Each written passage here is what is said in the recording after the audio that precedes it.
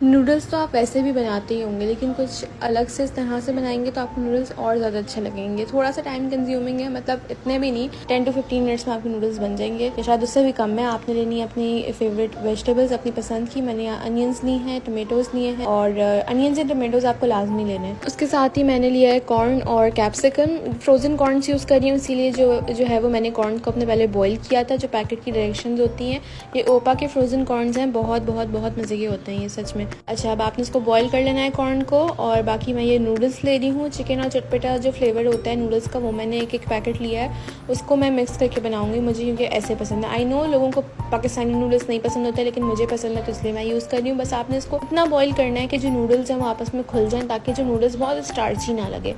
फिर आपने पैन में ऑयल डालना है और अनियंस को सॉटे करना है। फिर उसके बाद आपने टमाटर डालना है, इसको भी भूनना है अच्छे से। सॉफ्ट हो जाएंगे तो आपने क्रंची वाली जो वेजिटेबल्स हैं अपनी वो डाल देनी है। जैसे यहाँ मेरे पास कैप्सिकम थी तो मैंने वो ऐड कर दिए। फिर आपने पानी डालना है, इसलिए डालेंगे ताकि हम जो मसाला डालें वो एकदम से जलने ना लगे।